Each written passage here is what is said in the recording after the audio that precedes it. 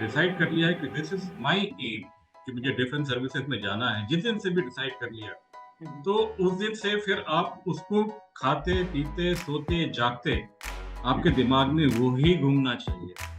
तो ऐसे आपको आपको जीना पड़ेगा अपनी जिंदगी, मतलब आपके दिल के अंदर में आग जलती रहनी चाहिए कि हमें ये अचीव करना है। पर अगर उसकी नॉक प्रॉपर है, ठीक ठाक है, इमीडिएटली हमारे को सुनाई पड़ा, और इतनी भी ज्यादा नहीं कि वो दरवाजा तोड़ देंगे। इतने जोर का भी Yes. नहीं होना चाहिए। फर्म शेक इतना भी फर्म नहीं होना चाहिए कि यू आर ए बिल्डर, तुमने उनकी हड्डियां ही तोड़ दी, मतलब हाथ की। Hello friends, welcome back to Defense Roger and I hope you're doing good. My name is Sheetal Yadav and today we have Captain Satish Yadav with us. Sir is a retired officer from Indian Navy and he served over more than 35 years. Sir is alumni of Indian Naval Academy. He was topper and was awarded President Silver Medal for Academic Intelligence. He did interwing officer course from Defense Institute of Psychological Research, New Delhi.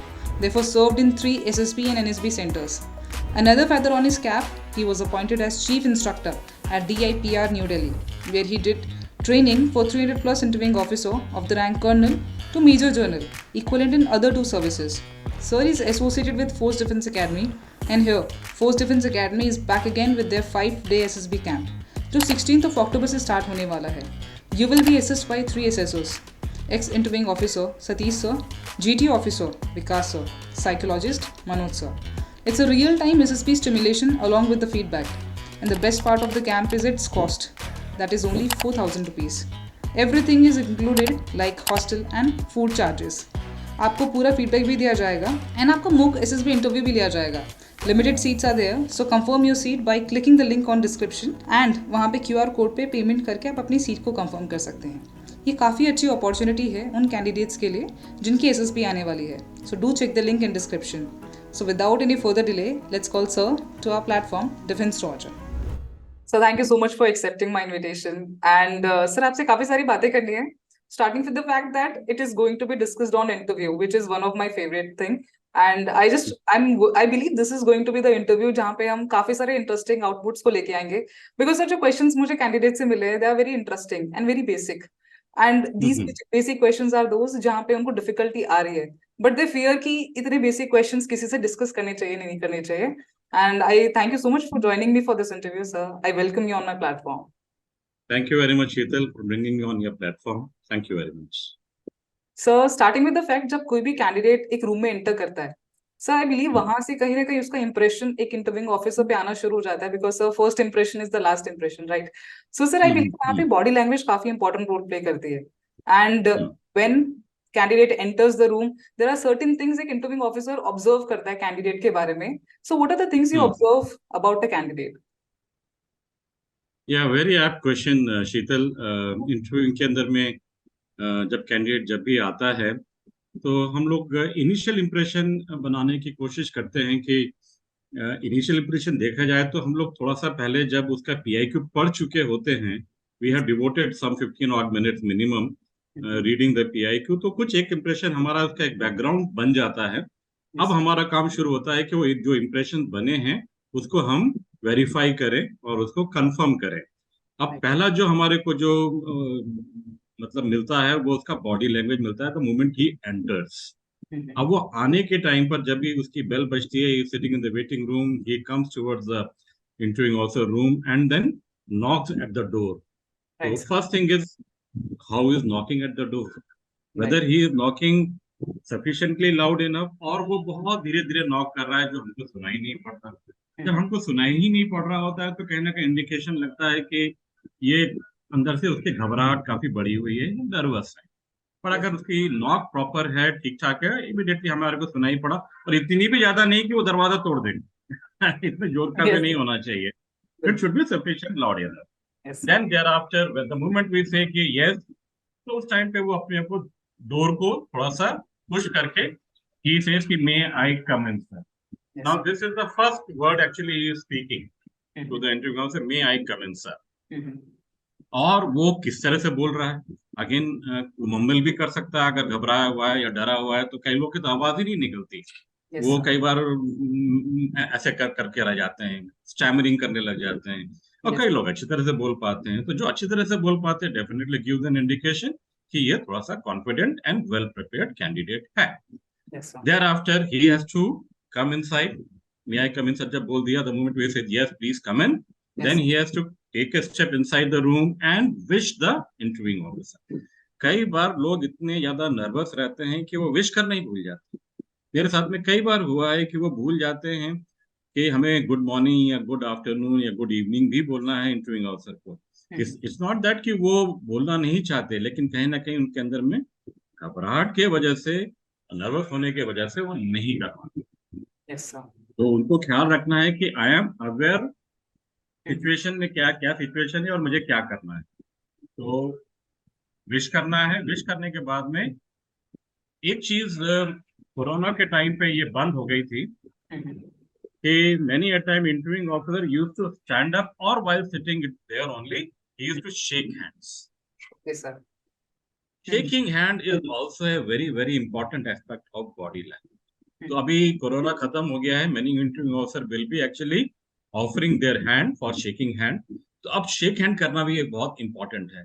जैसे अगर उन्होंने देखा, candidate ने देखा कि interviewing officer want to shake hand, तो उनको एक थोड़ा सा क्विक स्टेप लेके उनकी तरफ जाना चाहिए, उनके टेबल की तरफ जाना चाहिए and give your hand to shake. Shake करने के भी अलग अलग मूवमेंट्स हैं कि वो किस तरह से करना चाहिए। तो if you have to shake hand, आपका फर्म शेक हैंड जो बोलते हैं, Yes, sir. Shake hand should be firm enough, it should not be loose, ढीला सा नहीं होना चाहिए। एक फर्म शेक, इतना भी फर्म नहीं होना चाहिए कि यू आर ए बिल्डर, तुमने उनकी हड्डियां ही तोड़ दी, मतलब हाथ की। कई लोग बहुत कॉन्फिडेंस दिखाने की कोशिश के अंदर में बहुत जोर से हाथ दबा देते हैं, तो Yes, वो sir. भी नहीं होना चाहिए। और it should not be very loose भी नहीं होना चाहिए, जैसे कि आप किसी को डांस के लिए हम बोल रहे हैं कि would you dance with me kind of a shake hand, वो भी होता है, वो Yes. भी नहीं होना चाहिए। Firm shake hand and at the equilibrium, आपको उनको डोमिनेट भी नहीं करना है, now you are getting dominated. और don't try to become too familiar also while shaking hand. कई लोग ना जाके ऐसे शेक कर रहे होते हैं, उनकी तरफ झुक के they are trying to actually say कि sir I have come for the interview, मेरा ख्याल रख लेना। तो एक अपीयरेंस इस तरह से देते हैं, ये आपको वो अवॉइड करना है ये सब चीजें। ये करने के बाद you have to actually go back and moment he said कि sit down, you have to sit down. Now I was talking about कि सिट डाउन करने के भी बहुत तरीके होते हैं। How you sit down on a chair, chair पे बैठना भी एक इंडिकेट करता है कि कैंडिडेट में कितनी कॉन्फिडेंस है या नहीं है। अगर कैंडिडेट बिल्कुल चेयर के एज पे बैठा हुआ है, आगे की एज की तरफ बैठा हुआ है, तो दैट इज गिवन इंडिकेशन कि he is not very confident of himself, उसे शायद प्रिपरेशन नहीं करी है। और गिवन एन अपॉर्चुनिटी, अगर बोला जाए कि इंटरव्यू आपका खत्म हुआ, तो he is ready to run away from the room. Okay, sir. Right. ऐसा होता है। और कई लोग को अगर किसी ने शायद कोचिंग करी होती है या किसी ने बोला होता है कि you have to appear confident, तो कई लोग जाके इतने कॉन्फिडेंटली चेयर पे बैठ जाते हैं कि they started I mean leaning, अपना बैक पे लीन करके आराम से ऐसे बैठ जाते हैं कि ऐसे बिल्कुल अलग ही तरीके से आए हैं। तो वो ओवर हो जाता है और ये अंडर हो जाता है, तो ओवर भी नहीं करना है। We have to remain somewhere in between. Right, and sir. Somewhere in between का जो पोस्चर है कि your spine should be erect, आपकी जो बैक है, back should be touching the back of the chair, and smile, face smile displaying on your face, or looking at the interviewing officer in the eyes and around his face. That is giving an impression कि आप confident हैं, interview के लिए तैयार। तो these are the things which an candidate must do अपना first impression को बनाने के लिए। Sir, these are very minute details which I have observed कि इतना minutely किसी candidate को observe किया जाता है from the moment he enters the room. So thank you so much for sharing this thing. And sir, कुछ candidate ऐसे होते हैं कि they are very good at expressing themselves. But कुछ candidate introvert nature के होते हैं sir, they face difficulty in presenting and expressing themselves. And how sir मेरा सवाल ये कि वो किस तरह से अपने आप को एक्सप्रेस करें ताकि वो बेस्ट पॉसिबल में वे में अपना इंटरव्यू दे सके। शीतल, आप जब आपने डिसाइड कर ही लिया है कि आपको डिफेंस फोर्सेस ज्वाइन करना है और थोड़ा बहुत आप इंट्रोवर्ट नेचर के हैं, बट आपको मालूम है कि डिफेंस की एक रिक्वायरमेंट भी है कि जब डिफेंस के लिए हम जा रहे हैं, डिफेंस ऑफिसर बनना चाह रहे हैं, तो आपको ये नहीं कहा जा रहा है कि आप एकदम से एक्सट्रोवर्ट बन जाएं और इंट्रोवर्ट अपना छोड़ दें। But at the same time आपको मालूम होना चाहिए कि आपको लीडरशिप काइंड ऑफ क्वालिटीज तो डिस्प्ले करनी पड़ेगी। यस। आपको अपने मेन को कमांड तो करना पड़ेगा, अपने बिल्कुल। मेन को एड्रेस तो करना पड़ेगा, अपने ऑफिसर्स को एड्रेस तो करना पड़ेगा।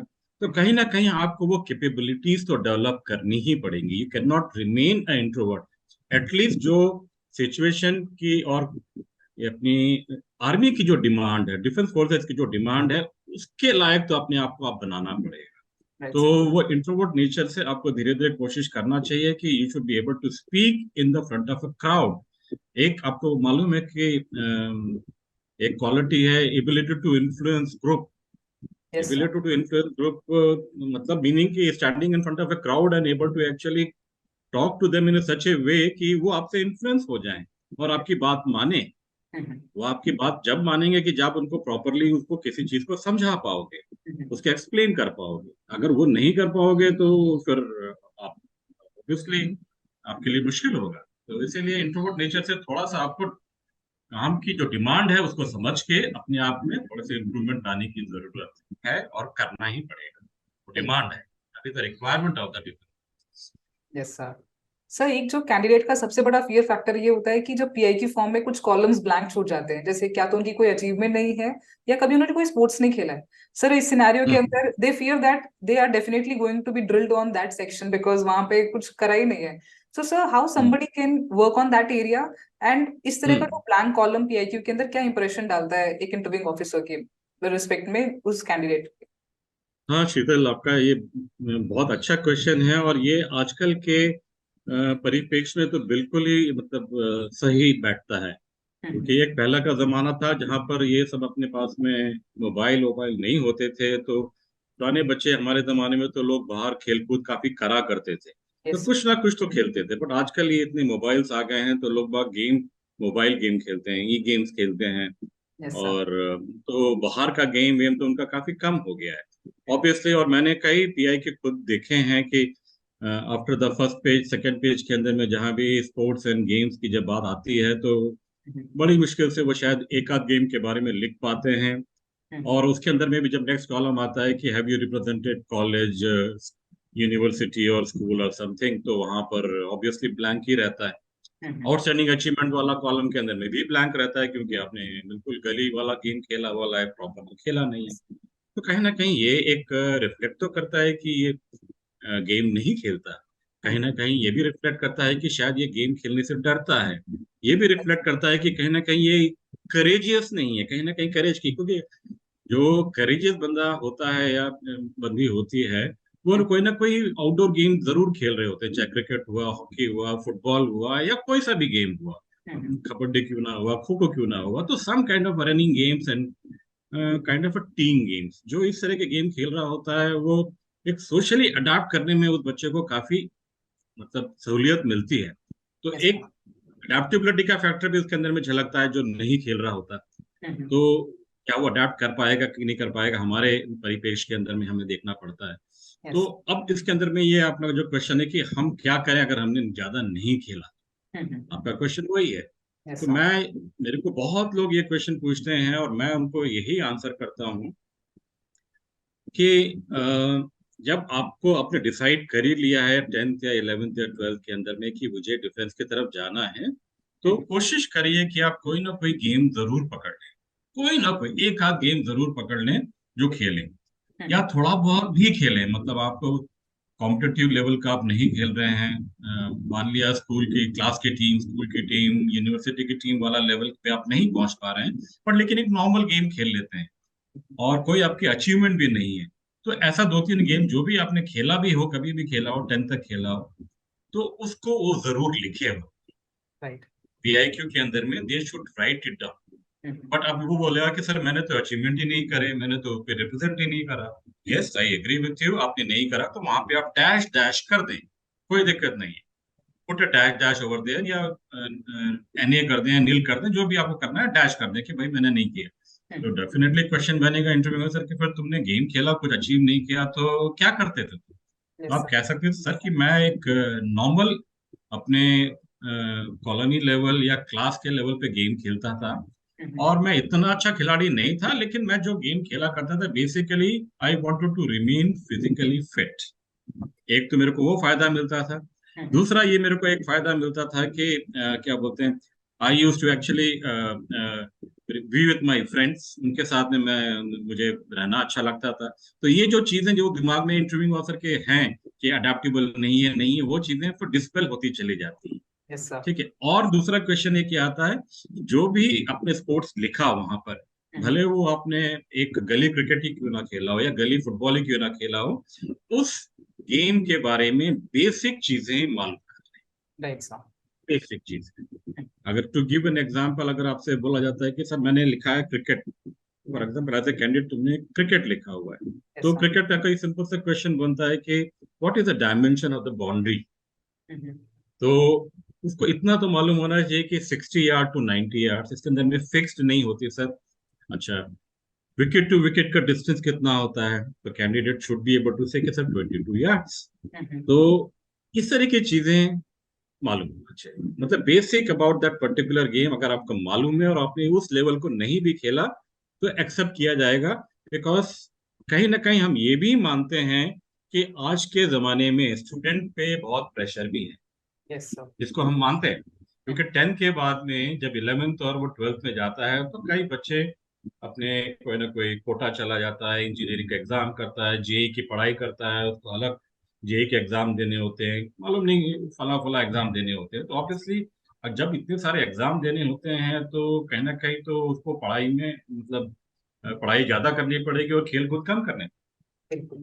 तो हम ये मान सकते हैं कि 11th और 12th में आपने नहीं खेला, कोई बात नहीं, क्या लेकिन उसके पहले खेला या आप खेलने की इच्छा रखते हैं या थोड़ा बहुत भी खेला है, तो वो अभी कहीं कहीं भी झलकेगा तो that is good enough.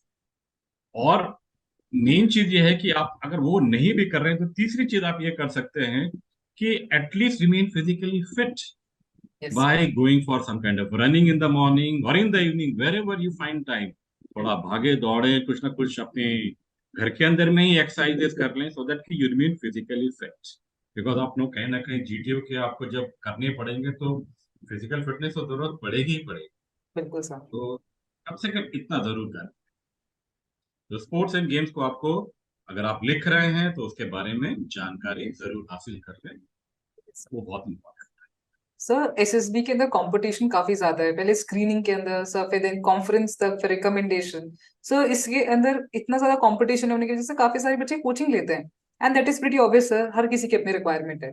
But sir जब एक इंटरव्यूइंग ऑफिसर के रूम में एंटर करते हैं तो सर एक जनरली क्वेश्चन पूछा जाता है कि did you take a coaching for SSB interview. And sir वहां हम्म पे कैंडिडेट्स ना अपने आप को they want to portray themselves in the best possible way and manipulative hmm answer देना शुरू कर देते हैं, तो सर वो चीज हम्म काफी नेगेटिव चली जाती है। सर इस तरह के ये क्वेश्चंस को डील कैसे करना चाहिए और क्या एक्सपेक्टेशंस हैं एक इंटरव्यूइंग ऑफिसर की कैंडिडेट को लेकर। Jital, my plain and simple answer is you should not shy away in saying yes।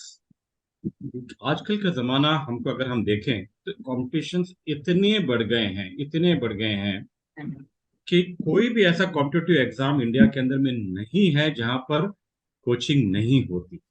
Yes you take any exam, मुझे कोई एग्जाम के नाम लेने की जरूरत नहीं, लेकिन आप खुद लेके देखेंगे कि सर। हर एक एग्जाम की कोचिंग होती है। राइट फ्रॉम आईएएस से लेके नीचे एक क्लरिकल लेवल का एग्जाम भी क्यों ना हो, उसके लिए भी कोचिंग होती है। यस तो आप एक्सेप्ट करें कि yes sir I have taken coaching.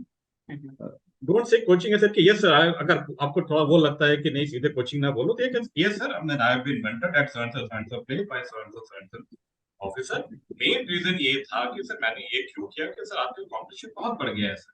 In SSB centers, in SSB boards, the number of people who are coming is in the excess of 200, 300। Sir जब इतने सारे कैंडिडेट्स आ रहे हैं तो हमें प्रिपेयर होके आना ही पड़ेगा। अगर हम प्रिपेयर होके नहीं आएंगे तो हम तो पहले दिन ही निकल जाएंगे सर। इसलिए बिल्कुल sir I sir. Have done a coaching, I have prepared myself because I want to get selected. That is my main aim is, तो इसलिए मैंने मेंटरिंग करी है, कोचिंग करी है, और मैं अपने आप को प्रिपेयर कराऊं कि मैं यहाँ पे सेलेक्ट होके जाऊं। That is my aim. तो इस तरह से अगर एक्सेप्ट करके आप बोलोगे तो interview officer will not take anything against you, he will accept your point of view. Yes ठीक है, चलो सर करते हैं, तुमने भी किया, कोई बात, I take it as a positive. Okay sir. Okay. Sir एक एक और क्वेश्चन है जो जनरली पूछा जाता है एक इंटरव्यूइंग ऑफिसर से कि अपनी वीकनेसेस के बारे में बताओ, और सर जिस मोमेंट पे वो बताना शुरू अपनी वीकनेसेस के बारे में बताओ, एरियाज ऑफ इम्प्रूवमेंट्स के बारे में बताओ। एंड सर जब वो हम्म। कैंडिडेट रिवील करना शुरू करता है कि he is not good at maths और he is not good at with technical things और technology and various other factors, तो वो इंटरव्यूइंग ऑफिसर उन्हीं एरियाज के अराउंड और ड्रिल करना शुरू कर देता है कि चलो ये कैलकुलेशन बताओ, just to put a pressure on the candidate. So sir अब इस सिचुएशन में इंटरव्यूइंग ऑफिसर का इंटेंशन क्या है कैंडिडेट के रिस्पेक्ट में, कि वो क्या रिट्रीव करना चाह रहा है, आई बिकॉज विल टेल कैंडिडेट ने तो यू, यस। एक्सेप्ट कर लिया है कि उसको नहीं आता है। इसके दो तीन पहलू हो जाते हैं शीतल, यस सर। कि डेफिनेटली ये क्वेश्चन आपका सिर्फ एसएसबी के अंदर में नहीं, मेरे ख्याल से आपको कॉर्पोरेट वर्ल्ड में जाएंगे तो भी इस तरह का क्वेश्चन पूछा जाता है, आपकी स्ट्रेंथ एंड वीकनेसेस आपको मालूम होने चाहिए। Yes sir. हम ये मानते हैं कि जिस भी कैंडिडेट को अपने स्ट्रेंथ और वीकनेसेस के बारे में पता है या अपने बारे में पता है, बेसिकली अपने बारे में पता है, तो उसने फर्स्ट स्टेप ले लिया है सुधार की ओर, यस इम्प्रूव करने की ओर। अगर उसको पता ही नहीं तो फिर वो इम्प्रूव कहाँ करेगा? Yes sir. ओके, तो हम बेसिकली हमारा फर्स्ट एम है कि अगर इस बच्चे को, इस कैंडिडेट को अपने स्ट्रेंथ और वीकनेसेस दोनों पता है। दूसरा क्वेश्चन ये आ जाता है कि जो, अगर वो कहता है कि मेरा वीकनेसेस फला फला, ये मेरा वीकनेस है, चाहे मेरा मैथ्स इज नॉट गुड और मेरा ये ठीक नहीं है, तो हम जानना चाहते हैं कि चलो मान लिया आपके पास में ये नहीं है, आप कर क्या रहे हैं उसको इम्प्रूव करने? Okay sir. What are you doing about it? Just by knowing that कि आप इसमें वीक हैं या ये आपका वीकनेस है, what are the actions you have taken to overcome that weaknesses, right sir. that those weak, that is very important. अगर वो साथ में ये बोले कि सर मेरे में ये वीकनेस है कि मैं थोड़ा इम्पल्सिव हूँ, फॉर एग्जाम्पल मैं थोड़ा यस। इम्पल्सिव हूँ, कई बार जल्दी से मैं बोल जाता हूँ जहाँ मुझे नहीं बोलना चाहिए, फिर वो एट द सेम टाइम ये बोले कि सर ये चीज को मैं अब समझ गया हूँ कि मैं कई बार ऐसा बोल जाता हूँ, तो now I take few seconds before I utter another sentence, another word. मैंने अपने आप को, मैंने कॉन्शियसली अपने आप को कंट्रोल करना शुरू किया है और मैं अब इस चीज को कंट्रोल कर रहा हूँ। आई नो कि मेरे से कई बार गलती हो जाती है, that gives me a wrong impression in front of other people. कई लोग बोल सकते हैं कि मेरे को गुस्सा आ जाता है, कई बार यस सर। एंग्री में हो जाता हूँ, तो उसको कंट्रोल कैसे कर रहे हैं सर? मैंने कोशिश किया है कि मैं थोड़ा अपने आप को कंट्रोल करूं, मेडिटेशन करता हूं, थोड़ा योगा करता हूं, आई ट्राइंग टू काम माय माइंड, अपने माइंड को मैं काम करता हूं और उसको स्थिर करने की कोशिश करता हूं ताकि मैं एकदम से गुस्सा ना हो जाए। राइट तो सर। ये जब वो बोल देगा तो आपका वो डेफिनेटली इंटरव्यूइंग ऑफिसर बोलेगा ठीक है कोई बात नहीं, दिस ओके, क्योंकि हर एक इंसान में कितना भी क्यों ना हो, कुछ ना कुछ कमियां जरूर होती है। बिल्कुल सर। कहते हैं कि भगवान के अंदर में भी कमियां रही हैं, कुछ ना कुछ उनमें भी रही हैं, तो हम तो इंसान ही हैं, तो बिल्कुल वी सर। एक्सेप्ट दैट कि, बट ये अपने आप को जानना बहुत जरूरी है। अगर कोई कहे कि नहीं नहीं sir, I don't think I have any, I don't have any weaknesses, तो वो कहीं ना कहीं झूठ बोल रहा है। He is not truthful to himself, she is not truthful to himself, जिसने भी ये स्टेटमेंट करी वो गलत बोल रही है। बिल्कुल। तो फिर कहीं ना कहीं interviewing officer will try to actually probe more, तो ग्रिल करेगा, और कहीं ना कहीं फिर वो ग्रिल जब करेगा तो कहीं ना कहीं आपका ही नुकसान होगा एज ए कैंडिडेट। बिल्कुल सर। सर कुछ अलग तरह के भी क्वेश्चंस पूछे जाते हैं जहां पे हम खुल के एक्सप्रेस नहीं कर पाते इंटरव्यूइंग ऑफिसर के सामने, and we have to give some way a generic answer और मैनिपुलेटिव और sir different kind of answer we have to give. Taking an example sir, tell weaknesses about your father. अब sir इस question के अंदर जो candidate बोलते हैं बहुत न्यूट्रल न्यूट्रल स्टेटमेंट बोलते हैं कि my father is diabetic, he don't take medicine on time. Sir वो कुछ बोलेंगे कि वो काम इतना ज्यादा करते हैं वर्कहॉलिक है कि फैमिली और अपनी हेल्थ को इतना टाइम नहीं दे पाते हैं। But sir in general if you ask a candidate, तो सर वो बोलेंगे कि बहुत गुस्सा करते हैं या you know some time beaten up by father also. So sir ultimately interviewing officer also know the truth कि जो बच्चा इंटरव्यूज के अंदर आंसर दे रहा है दे आर वेरी जेनरिक और very neutral, and so the candidates also know whatever they're responding is very neutral. So sir, ultimately how do you assess apart from all these difficulty which candidates are presenting in front of you? शीतल, ये जो question है basically ये इसलिए पूछा जा रहा है कि हम सिर्फ यही जानने की कोशिश कर रहे हैं कि कैंडिडेट के अंदर में क्या स्ट्रेंथ और क्या वीकनेस है बेसिक। ठीक है सर। और कहीं ना कहीं अगर जैसे वो आंसर करता है कि मेरे फादर बहुत कम बोलते हैं, I am afraid of talking to him, मैं उनके पास में नहीं जाता, he is not very approachable. या कोई कोई कहता है कि सर मेरे फादर बहुत गुस्सा करते हैं, हाँ? तो ये एक चीज बहुत सबको मालूम है कि जैसे घर का वातावरण होता है वैसे ही बच्चों में उस तरह के क्वालिटीज कहीं ना कहीं डेवलप हो जाती हैं।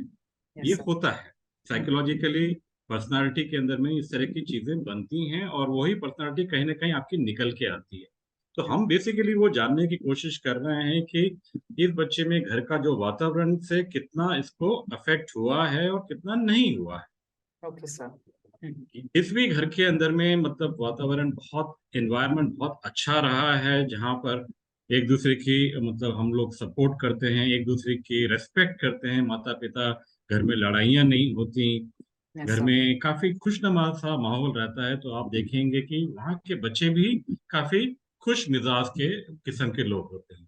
पर यस। अगर किसी के घर के अंदर में मदर फादर के बीच में ही अगर लड़ाइयाँ होती हैं या थोड़ा सा एक स्ट्रेसफुल या थोड़ा सा माहौल रहता है तो बच्चे में भी वो कुछ क्वालिटी आती हैं और वो बच्चा भी, अगर लड़की है तो अपनी माँ जैसा बिहेव करेगा और लड़का है तो अपने पिताजी जैसा बिहेव करेगा।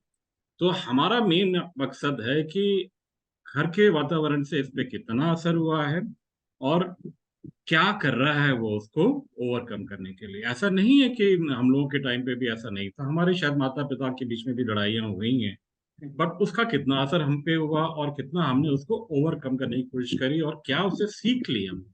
Yes sir. अगेन क्वेश्चन हमारा ये है कि हम क्या उससे सीख ले लेते हैं और अपने जो बोलते हैं कैरेक्टरिस्टिक्स में चेंज लाने की कोशिश करते हैं, अपने पर्सनालिटी में चेंज ला पाते हैं यस तो सर। वो एक अच्छा माना जाएगा। नहीं ला पाते हैं तो ऑब्वियसली कहीं ना कहीं वो आपके एक्टिविटीज में झलकेगा। It yes will be shown in your activities, it will be shown the way you speak, it will be shown on your face कि जब भी कुछ इस तरह की same similar kind of situation आपके सामने जब आएंगी तो probably you will behave in the same manner. Right sir. ये हमारा बेसिकली हमको यही जानना होता है कि ये हम जो पूछते हैं फादर के बारे में क्या उनकी वीकनेसेस हैं, बेसिकली हम जानना चाहते हैं कि तुम्हारे में क्या वीकनेसेस क्या देखे। तो इसके अंदर में अभी क्वेश्चन ये बनता है, ठीक है आप तो ये जानना चाहते हैं लेकिन हम कैसे आंसर करें as a candidate yes sir. जिसके अंदर में सांप भी मर जाए और लाठी भी ना टूटे। Yes sir. Obviously that is your aim कि आप बता भी दो और उसका कोई आप पर हार्म भी ना आए। तो अब मैं जो बात कर रहा था कि एक एग्जांपल दिया था कि कोई कैंडिडेट बोलता है माय फादर गेट्स एंग्री। अब इसी सेंटेंस को आप थोड़ा सा एक डिप्लोमेटिक वे में मैं कहूँ तो बोला जाए कि sir sometime my father get angry when we do some kind of mischief, as brother and sisters we are doing some kind of mischief or we are not studying properly तो वो गुस्सा करते हैं। Otherwise he is a very jolly fellow, हमारे को घुमाने ले जाते हैं, हम साथ में मूवी देखने जाते हैं। तो उसको फिर आप एक तरीके से आपने बता भी दिया कि वो एंग्री करते हैं, रीजन भी बता दिया किस लिए एंग्री करते हैं जो जायज है, जायज रीजन भी है, और ये भी बता दिया कि otherwise he is a very jolly fellow. तो आपने बता भी दिया, वही मैंने कहा ना सांप भी मर गया लाठी भी ना। तो this is the way you have to actually project yourself, answer yourself in front of interviewing officer कि आप बता भी दें और उसको कहीं ना कहीं वेलवेट ड्रो से उसको डील करें। सर आपने मेरा पूरा पर्सपेक्टिव ही चेंज कर दिया इस क्वेश्चन को लेके। I was not expecting this answer actually. Sir एक और चीज, इंटरव्यू की रिगार्डिंग तो हमने काफी सारी बातें करी, but sir when it comes to conference तो सर एक वेटिंग टाइम पे बहुत ज्यादा डिस्कशन होता है कैंडिडेट्स के बीच में कि जितना ज्यादा वेटिंग टाइम होगा उतना ज्यादा आप पे डिस्कशन हो रहा है, या जितना ज्यादा आपको कॉन्फ्रेंस के टाइम पे ड्रिल किया गया है उसके मतलब they are discussing on you. So ultimately sir waiting time और डिस्कशन का पॉइंट ऑफ व्यू क्या है सर? अल्टीमेटली चलता है बहुत क्या बहुत बहुत ही कॉन्फ्रेंस अच्छा के क्वेश्चन पूछा है शीतल आपने, it's very very important question. Conference को लोग बहुत ही हल्के में लेते हैं। Actually conference is a very very important procedure actually पूरे सिलेक्शन सिस्टम का। कॉन्फ्रेंस इज द डे और other on this day all three assessor sit together. Yes sir. उसके पहले वो असेसर आपस में बात भी नहीं करते हैं। आईओ जीटीओ और साइकोलॉजिस्ट की बात मैं कर रहा हूँ। जिस भी कैंडिडेट को वो कर रहे हैं उस कैंडिडेट के बारे में ये अपना असेसमेंट करते हैं, अपनी रिपोर्ट तैयार करते हैं और अपना प्रोफाइल तैयार करके वो लेके कॉन्फ्रेंस में पहली बार साथ में बैठते हैं। Yes sir. ओके, अब कैंडिडेट को जब बुलाना होता है तो वो candidate for example chest number 1 has to be called. तो चेस्ट नंबर 1 के बुलाने के पहले हम वहां पर अपने within the conference among all हम उस कैंडिडेट के बारे में जो प्रोफाइल हमने लिखी हुई है, जो इंटरव्यू ऑफिसर ने लिखी है, जीटीओ ने लिखी है और साइकोलॉजिस्ट ने लिखी है, हम ब्रीफली एक दूसरे को बताते हैं। As per my technique, this candidate number 1 is so and so, so and so, is like this. इसकी ये क्वालिटी ठीक है, इसकी ये क्वालिटी में मुझे कुछ प्रॉब्लम नजर आता है। अब ये हो सकता है कि जैसे ये मैंने इंटरव्यू ऑफिसर ने बताया ये point, तो जीटीओ भी बोल सकता है कि yes sir, with me also, I mean, he was like that, and I also find problem in this quality only. There is a possibility कि साइकोलॉजिस्ट भी बोले कि यस, दिस क्वालिटी में मेरे को भी शक नजर आया है। तो ये हमारे में तीनों में एक तरह से कंसेंसस हो गया। तो ऑब्वियसली जब ये कंसेंसस हो गया तो हमने वो उसके मार्क्स भी उसके हिसाब से दे रखे हैं, जिसको हम बोलते हैं इनिशियल मार्क्स। इनिशियल मार्क्स हम दे चुके होते हैं, ये प्रोफाइल जो हमने बनाया होता है, रिपोर्ट जो लिखी होती है उसको, उसमें इनिशियल मार्क्स हम दे चुके होते हैं।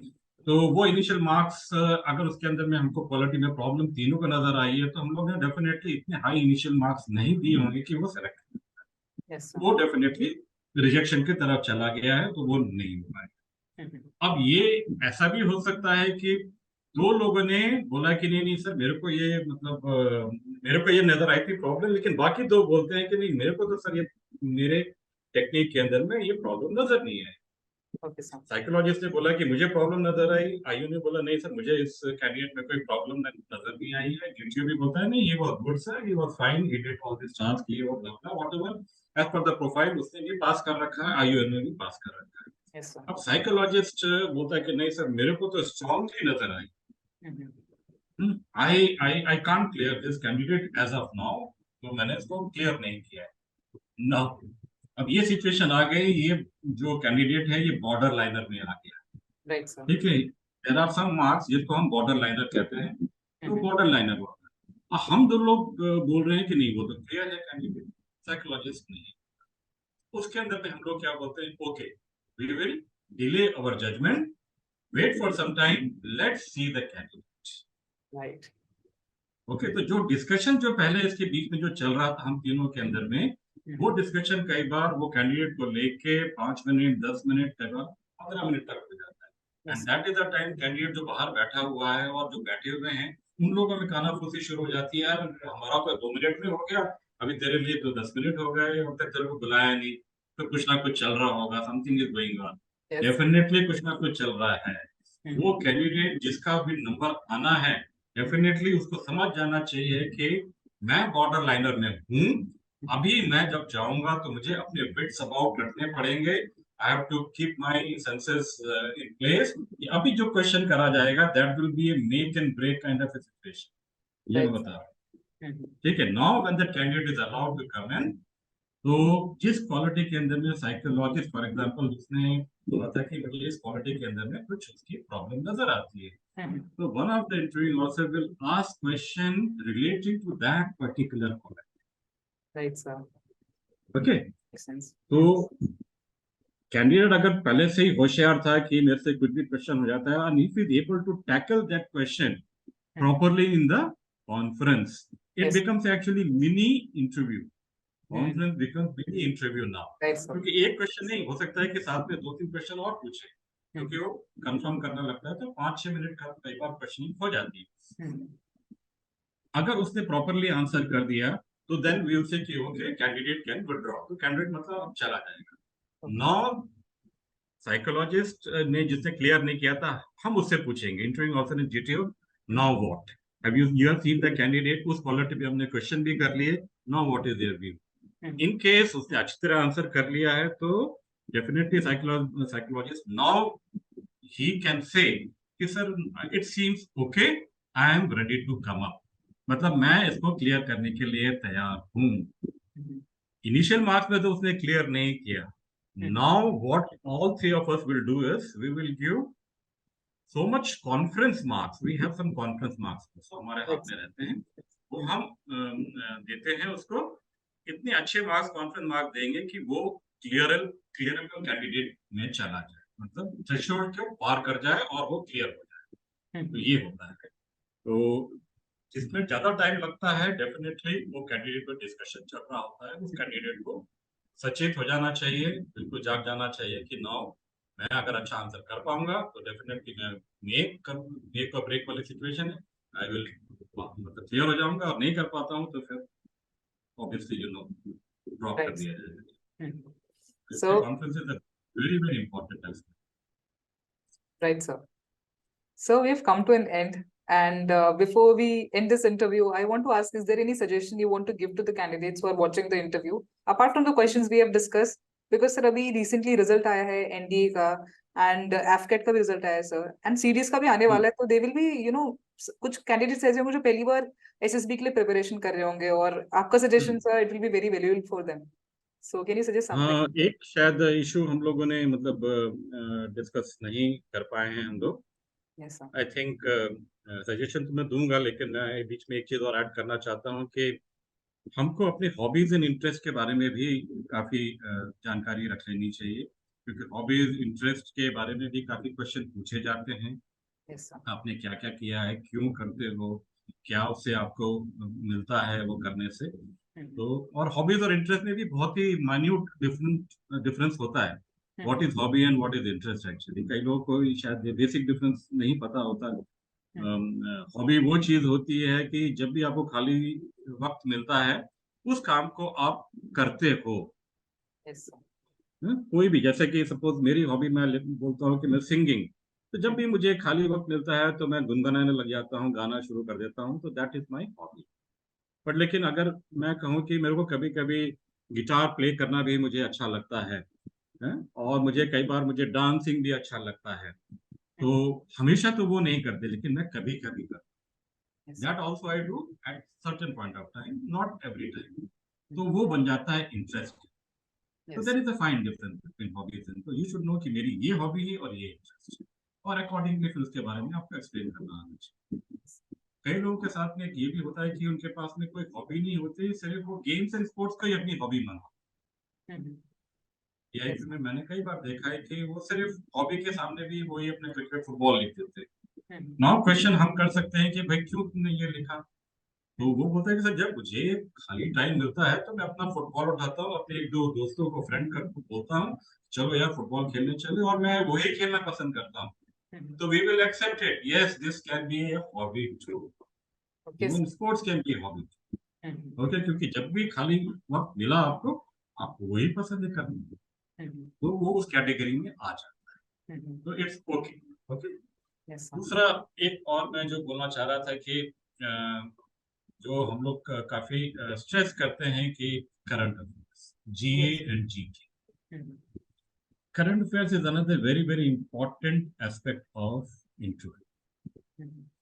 क्योंकि अगर हम जा रहे हैं एक ऑफिसर बनने के लिए, एक लीडर बनने के लिए, कल Mhm. हम अपने देश को रिप्रेजेंट करेंगे, Yes. और देश को रिप्रेजेंट में पूरे वर्ल्ड में करेंगे, अपने मैन को लीड करेंगे, तो Mhm. हमें एक जानकारी होनी चाहिए कि कौन हमारा दोस्त है, कौन हमारा शत्रु है, Mhm. वहाँ पे लोग क्या हैं, वहाँ क्या वो समझते हैं, उनके पास में क्या है, Mhm. उनकी स्ट्रेंथ क्या है, उनकी वीकनेसेस क्या हैं, हमारे आर्म्स क्या हैं, हमारे वेपन क्या हैं, उनके क्या हैं। तो ये सब एक देखा जाए तो एक करंट अफेयर्स का हिस्सा बन जाता है। और कहाँ पे क्या हो रहा है पूरे ग्लोबल के अंदर में, आपको अपना सिर्फ अपने देश के बारे में नहीं जानना, आपको अपने सारी कंट्रीज जो अराउंड यूर कंट्री है और ग्लोबली भी है जो भी, और जो भी एक्शन हो रहा है, जैसे कि फॉर एग्जांपल मैं ले लूं, खालिस्तान का इशू चल रहा है Yes. आजकल की, हम बात करते हैं कनाडा एंड इंडिया के बीच में जो वो चल रही है, जस्टिन ट्रूडो ने कुछ स्टेटमेंट दे दी हैं, तो उसके अंदर में आपको पूरी जानकारी होनी चाहिए। अगर आपसे क्वेश्चन पूछा जाए कि what is happening between India and Canada, why our relation is actually going down, there has to be some answer from you. You cannot say कि नहीं नहीं सर वो, क्योंकि उसका असर आपकी कंट्री पे कहीं ना कहीं होगा, बिल्कुल sir. And Khalistani movement will take place, या कुछ अगर वो आगे बढ़ेगा तो obviously India will be affected, और इंडिया अगर अफेक्ट होगा तो you as a citizen will be affected. Right, sir. तो you should know, you must know, और हम किसके लिए, हम देश की सुरक्षा के लिए जा रहे हैं। तो देश की सुरक्षा पे कहीं भी अगर आंच आती है, तो you are the person who has to face the burnt, you have to face them, so you have to counter them, not only face them, counter them, negate them। तो आपको फिर क्या हो रहा है क्या नहीं हो रहा देश विदेश में जानना जरूरी है, तो current affairs is a very very important aspect, वो भी आपको अपने उसके हिसाब से पढ़ते रहना चाहिए। तो ये भी एक मेरी सलाह है कि आप इसको वीक ना समझें, और इसको इस पे मतलब मेहनत करें। करंट अफेयर्स को लेके मेहनत करें। और सिर्फ ये इंटरव्यू के लिए काम नहीं आएगा, आपके ग्रुप डिस्कशन के लिए काम आएगा। जब जीटीओ ग्रुप डिस्कशन कराता है तो कहीं ना कहीं वॉट एवर इज हैपनिंग वो उसी को मुद्दे पे क्वेश्चन अपनी जीडी टॉपिक देते हैं। और फिर आपका लेक्चरेट होता है, लेक्चरेट के अंदर में भी कुछ इसी तरह के टॉपिक्स होते हैं, तो वो आपको कहीं ना कहीं हर जगह काम आएगा। तो आपको उसमें भी अपने आप को ओफियर रखना है और keep up to date yourself, that is very important. ये एक वेरी अलग एक और सलाह है साथ में कैंडिडेट को।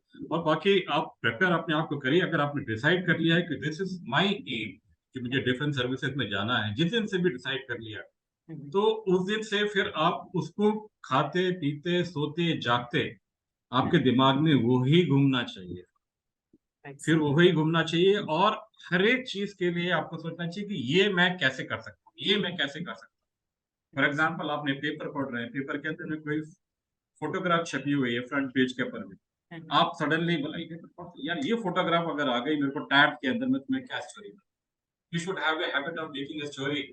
ये फोटोग्राफ में ये स्टोरी, कोई डिफिकल्ट वर्ड आ गया जिसमें बैठ के मैं क्या एक सेंटेंस बना पाऊँ। Yes sir. तो ऐसे आपको जीना पड़ेगा अपनी जिंदगी। मतलब आपके दिल के अंदर में आग जलती रहनी चाहिए कि हमें ये अचीव करना है। हाफ हार्टेड काम करेंगे कोई भी कैंडिडेट तो वो शायद अचीव नहीं कर पाएंगे। इसलिए मेरा ये कहना है कि अगर आपने डिसाइड कर लिया है कि मुझे यहाँ जाना है, इसके साथ में ये भी कहूंगा कि इसका मतलब ये नहीं होता कि आपके पास में बैकअप ऑप्शन नहीं होना चाहिए। बैकअप जरूर रखो अपने पास में, इन केस अगर सपोज मेडिकली आउट हो जाओ, कुछ रीजन हो जाए, तो बैकअप जरूर रहे। बट लेकिन आप हमेशा जब भी क्वेश्चन पूछा जाए कि तो आप हमेशा यही बोलो कि sir this is my first option, but अगर खुदा ना खास्ता कुछ हो गया या मेडिकली में डाउनग्रेड हो गया या मेरे को सेलेक्ट नहीं किया मेडिकल के रीजन से, तो मेरे पास में बैकअप ये रहेगा। Otherwise I want to become an commission officer, that is my thing. तो वो कॉन्फिडेंस रखिए, तैयारी करिए, पढ़ाई करिए, मेहनत पहले से करिए। और अगर आपने 3-4 महीने प्रॉपरली मेहनत भी कर ली तो वो काफी होते हैं, आपको क्लियर कर सकते हैं। तो मेरी सलाह बाकी कैंडिडेट से, बाकी लोगों से जो क्लियर कर चुके हैं, फर्स्ट ऑफ ऑल तो कॉन्ग्रेचुलेशन टू देम, उन्होंने क्लियर किया, एक अपना स्टेज तो क्लियर करी। दूसरी, अभी आप अपना प्रॉपरली एसएलपी इंटरव्यू को लेके मेहनत करें, क्योंकि एसएलपी इंटरव्यू के अंदर में सिलेक्शन रेट काफी कम है। हम आपको डराना नहीं चाह रहा हूं मैं, लेकिन अगर सिलेक्शन रेट देखा जाए तो बीइंग इन DIPR मेरे पास में सारा स्टैटिस्टिक्स होता था, और ये 2.5 से 3% से ऊपर नहीं है कोई भी सिलेक्शन सेंटर का। मतलब 100 बच्चे जाएंगे तो मुश्किल से 3 सेलेक्ट होते हैं, तो ये बहुत ही कम है। मतलब आपको काफी कंपटीशन का सामना करना पड़ेगा, तो अपने आप को इतना अच्छा बनाना पड़ेगा कि आपको कोई रिजेक्ट कर ही ना। बिल्कुल आप ये आपको अपने आप मेहनत करना पड़ेगा, और कोई उसका उपाय नहीं। You have to right sir. So thank you so much for joining me. And जो आपके last के suggestions है, these are those key areas which I should have included them in the questions, and you covered them. Thank you so much for covering those areas.